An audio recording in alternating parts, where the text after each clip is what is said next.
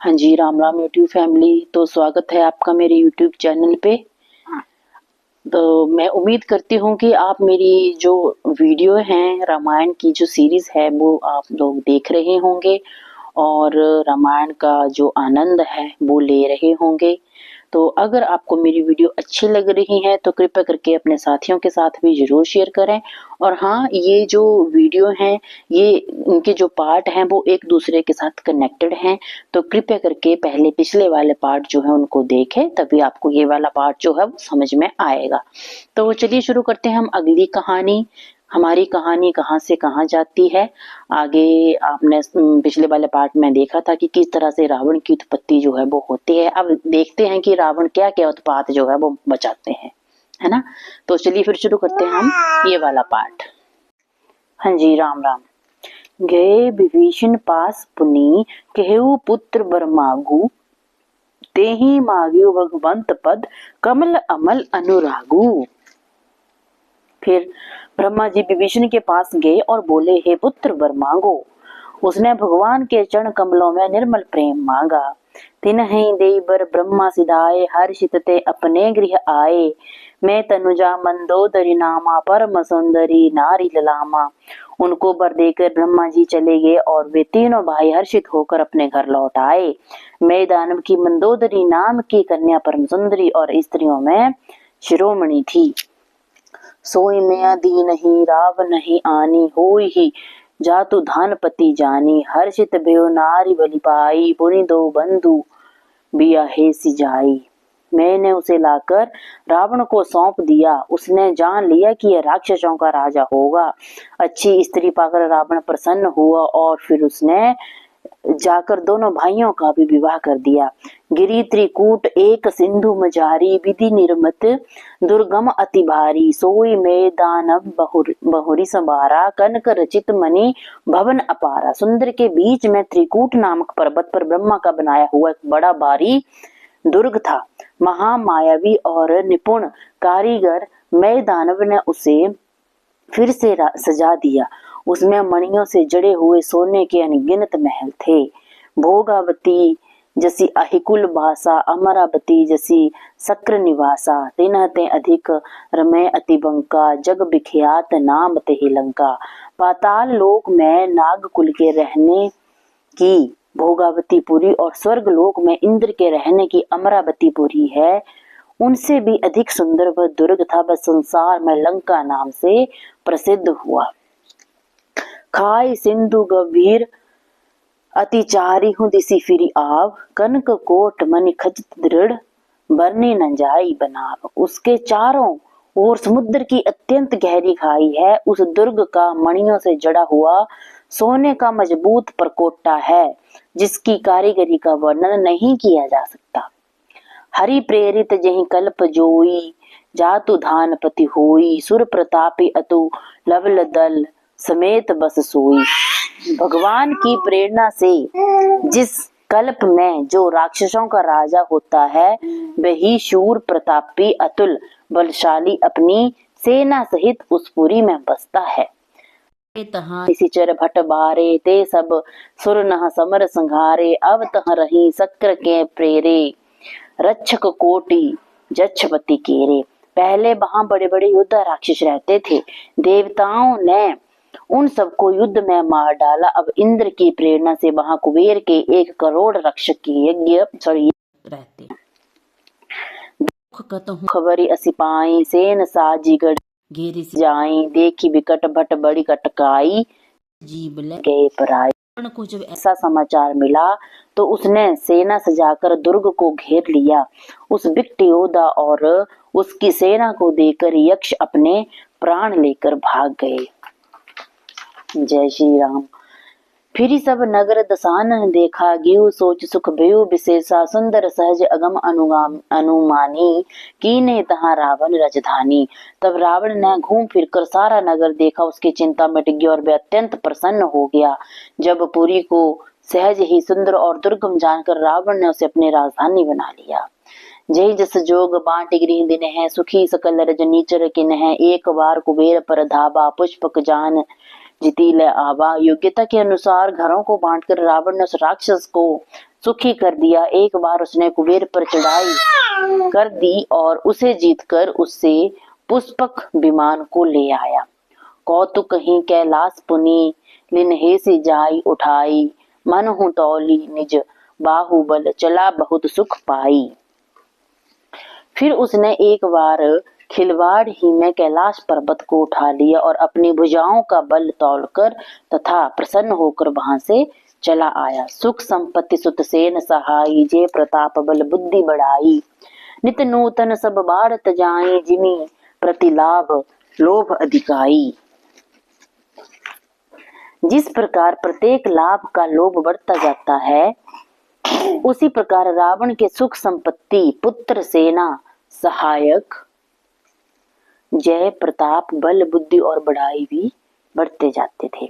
अति बल कुंभकर्ण असभ्राता, जे ही कहूँ नहीं, प्रतिभट जग जाता, करे पान सोवई शटमासा, जागत होई तिहु पुरत्रासा। अत्यंत बलवान कुंभकर्ण उसका भाई था, जिसके जोड़ का योद्धा संसार में पैदा ही नहीं हुआ।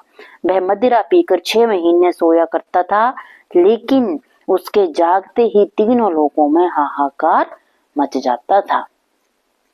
क्या बोलता? अत्यंत बलवान कुंभकर्ण उसका भाई था। किसका भाई? रावण का भाई था, जिसका जोड़ का योद्धा संसार में पैदा ही नहीं हुआ था। वह मदिरा पीकर 6 महीने सोया करता था, लेकिन उसके जागते ही तीनों लोकों में हाहाकार मच जाता था। जो दिन प्रति आहार कर सोई, विश्व बेगी सब चौपट हुई, समर धीर नहीं जाई बखाना, तेहि सम अमित वीर बलवाना। यदि वह प्रतिदिन भोजन करता तो संपूर्ण विश्व शीघ्र ही चौपट हो जाता। वह ऐसा रणधीर था जिसका वर्णन नहीं किया जा सकता। लंका में उसके जैसे असंख्य वीर थे। बारिदनाद जेठ सुततासु, भट महु प्रथम लीक जग जासु, जही न होई रन सन्मुख कोई, सुरपुर नित ही परावन होई। मेघनाद रावण का बड़ा पुत्र था, जो संसार के योद्धाओं में सर्वप्रथम था। रण में कोई भी उसका सामना नहीं कर सकता था। स्वर्ग में भी उसके भय से नित्य भगदड़ मची रहती थी। कुम्ख अंक कंपन कुल सर्द धूमकेतु अतिकाय, एक एक जग जीति सक ऐसे सुभट निकाय। इनके अतिरिक्त दुर्गम, कंपन, वज्रदंत, धूमकेतु और अतिकाय आदि अनेक योद्धा थे, जो अकेले ही सारे संसार को जीत सकते थे। काम रूप जान ही सब माया, सपने हो जिन के धर्म न दाया, 10 मुख बैठ सबा एक बारा, देखिए मित आपन परिवारा। सभी राक्षस मनमाना रूप बना सकते थे और आसुरी माया जानते थे। उनके मन में दया धर्म के लिए कोई स्थान नहीं था। एक बार सभा में बैठे हुए रावण ने अपने अगणित परिवार को देखा। सुत समूह जन परिजन नाती, गने को पार निशाचर जाति, सेन बिलो की सहज अभिमानी, बोला बचन क्रोध मद सानी। पुत्र पौत्र कुटुंबी और सेवक सब थे। राक्षसों की जातियों को तो कोई गिन ही नहीं सकता था।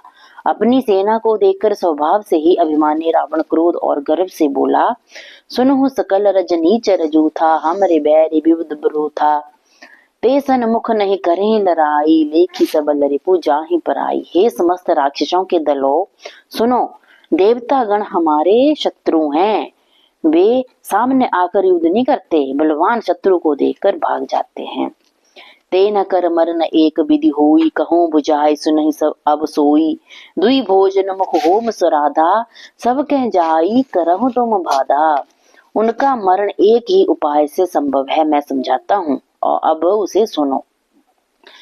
तुम उनके बल को बढ़ाने वाले ब्राह्मण भोजन, यज्ञ, हवन और श्राद्ध, इन सब में जाकर बाधा डालो। क्या बोला रावण ने? कि उनका मरण एक ही उपाय से संभव है। किनका? देवताओं का। मैं समझाता हूँ वो कैसे, अब उसे सुनो। तुम उनके बल को बढ़ाने वाले ब्राह्मण भोजन, यज्ञ, हवन और श्राद्ध, इन सब में जाकर बाधा डालो। छुना छीन बलहीन सुर, सहज ही मिली ही आई, तब मारी हूं की छड़ी हूं बली, भांति अपनाई। भूख से दुर्बल और बलहीन होकर देवता सहज ही हमसे मिलेंगे, तब मैं उनको मार डालूंगा अथवा बलि भांति अपने अधीन करके छोड़ दूंगा। मेघनाद कहूँ पुनि हंक राबा, दीनहि सिख बलु बयरु बढ़ावा। जे सुर समर धीर बलवाना, जिन्ह के लरिवे कर अभिमाना। फिर उसने मेघनाद को बुलवाया और सिखा बढ़ाकर देवताओं के प्रति उसके बल और वैरभाव को उत्तेजित करके कहा, हे पुत्र, जो देवता रण में धीर और बलवान हैं और जिन्हें लड़ने का अभिमान है, तिन्ह ही जीति रन आने सुबांधी, उठी सुत पितु अनुशासन कांधी। यही विधि सब ही आज्ञा दे नहीं, आपनो चलियो गदा कर दे नहीं। उन्हें युद्ध में जीत कर बांध कर लाना। बेटे ने उठकर पिता की आज्ञा को शिरोधार्य किया, सबको आज्ञा दी और आप भी हाथ में गदा लेकर चल दिया। चलत दसानन डोलति अवनी, गर्जत गर वस्त्र वही सुर रवनी। रावण आपत सुन्यो सकोहा, देव न तके मेरु गिर खोहा। रावण के चलने से पृथ्वी डगमगाने लगी और उसकी गर्जना से देव रमणियों के गर्भ गिरने लगे। रावण को क्रोध सहित आने का संकेत सुनकर देवता डर के मारे सुमेरु पर्वत की ओर भागे। दिग्पालन के लोक सुहाए, सुने सकल दसानन पाए। पुनि पुनि सिंह नाद करी भारी, देई देव तनगारी पचारी। दिक्पालों के सारे सुंदर लोक रावण को सोने दिखाई दिए। वह बार बार सिंह गर्जना करके देवताओं को ललकार कर गालियां देता था। रन मद मत फिरई जग धाबा, प्रतिभट खोजत कतहु न पावा।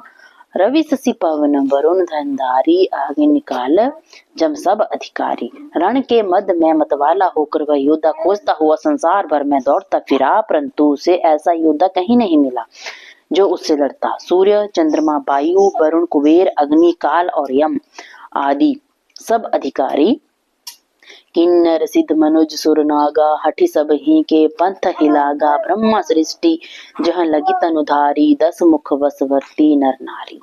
बोलता किन्नर सिद्ध मनुष्य, देवता और नाग सभी के पीछे वह हठ पूर्वक पड़ गया। उसने किसी को भी शांति पूर्वक बैठने नहीं दिया। ब्रह्मा जी की सृष्टि के सभी शरीरधारी स्त्री पुरुष रावण के अधीन हो गए। आय सुकर ही सकल भय बीता, नभ ही आय नित चरण बिनीता। डर के मारे सभी उसकी आज्ञा का पालन करते थे तथा नित्य आकर अत्यंत आदर पूर्वक उसके चरणों में सिर झुकाते थे। भुजबल विश्व बस्य करी राखे, सी को न स्वतंत्र, मंडलीक मनि रावण राज करे निज मंत्र। उसने भुजाओं के बल से सारे संसार को अपने वश में कर लिया, कोई भी स्वतंत्र नहीं रहा। इस प्रकार रावण सार्वभौम सम्राट अपनी इच्छा अनुसार राज्य करने लगा। देव जच्छ गंधर्व नर किन्नर नाग कुमारी, जीति बरी निज बाहुबल बहु सुंदर भर नारी। देवता, यक्ष, गंधर्व, मनुष्य, किन्नर और नागों की कन्याओं तथा अन्य अनेक सुंदरियों और उत्तम स्त्रियों को उसने बलपूर्वक जीतकर उनसे विवाह किया। इंद्रजीत सन जो कछु कहूं, सो जब जनु पहिले ही करी रही हूँ। प्रथम ही जिन कहूँ आये सुदिन, तिह कर चरित सुनहु जो किन्हा। मेघनाद से रावण ने जो कुछ कहा, मेघनाद ने उसके पालन से तनिक भी देर नहीं की। जिन्हें रावण ने मेघनाद से पहले ही आज्ञा दे रखी थी, उन्होंने जो करतूतें की अब वे भी सुन लो। क्या करतूतें की, चलिए सुनते हैं आगे।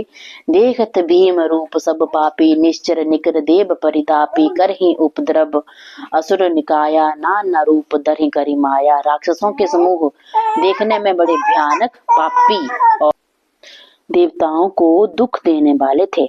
असुरों के वे समूह उपद्रव करते थे और माया से अनेक प्रकार के रूप धरते थे। जही विधि होई धर्म निर्मूला, सो सब करहि वेद प्रतिकूला। जही जही देश धेनु द्विज पावही, नगर पाँव गाँव पुर आगे लगावही। वे सब वही वेद विरुद्ध काम करते थे, जिससे धर्म की जड़ कटे। वे जहाँ भी गौ और ब्राह्मणों को पाते थे, उसी नगर, गांव और पूर्वे में आग लगा देते थे।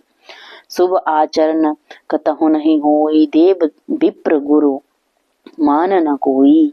नहीं हरि भक्ति जगे तप ज्ञाना, सपने हो सुनिए न वेद पुराना। उनके डर से कहीं भी ब्राह्मण भोजन, यज्ञ, श्राद्ध आदि नहीं करते थे। देवता, ब्राह्मण और गुरु को कोई नहीं मानता था। ना हरि भक्ति थी, ना यज्ञ, तप और ज्ञान था। वेद पुराण तो स्वप्न में भी सुनने को नहीं मिलते थे।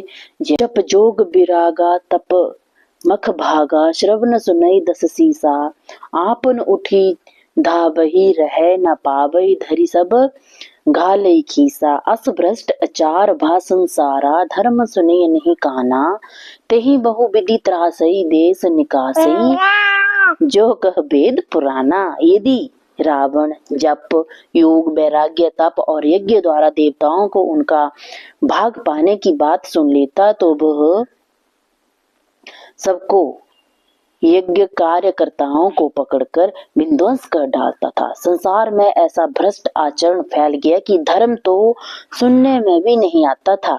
जो कोई वेद पुराण कहता उसे अनेक प्रकार की यंत्रणाएं देता और देश से निकाल देता था। भरनी न जाय अनीति घोर निशाचर, जो करही हिंसा पर अति प्रीति, तिन्ह के पाप ही कवनी मीति। राक्षस जिस प्रकार घोर अत्याचार करते थे उसका वर्णन नहीं किया जा सकता। हिंसा से ही जिन्हें प्यार हो उनके पापों का क्या ठिकाना। तो जय श्री राम। अब हम शुरू करेंगे नेक्स्ट पार्ट में अपना छठा विश्राम। तब तक के लिए रखें अपना ख्याल। जय श्री राम। हाँ जी, तो हमने इस पार्ट में पढ़ा कि किस तरह से रावण राक्षस ने किस तरह से उत्पात जो है वो मचाए, किस तरह से वो देवी देवताओं को जो है वो नुकसान पे नुकसान किए जा रहे थे, उनको उन्होंने आतंक मचा के रखा था। तो ये सब हमने पढ़ा अपने इस पार्ट में। तो अगर आपको मेरी वीडियो अच्छी लगी तो मेरे चैनल को सब्सक्राइब जरूर करें, अपने साथियों के साथ जरूर शेयर करें। तो अब हमारा जो है वो यहाँ पे 5वां विश्राम जो है वो समाप्त होता है। अभी हम जो हमारा नेक्स्ट वाला पार्ट होगा उसमें हम अपना छठा विश्राम जो है वो शुरू करेंगे। तो मैंने आपको पहले भी बोला है इसी वीडियो में कि ये सारे पार्ट जो हैं वो एक दूसरे के साथ कनेक्टेड हैं। आपको कथा तभी समझ में आएगी अगर आप सारे पार्ट जो है वो 1 बाय 1 इनको देखेंगे। तो चलिए फिर मिलती हूँ मैं आपके साथ एक नए पार्ट के साथ। तब तक रखें अपना ख्याल और मेरे साथ जुड़े रहें, क्योंकि कहानी जो है वो अभी बाकी है, रामायण की कथा जो है वो अभी बाकी है। तो ठीक है फिर, राम राम जी।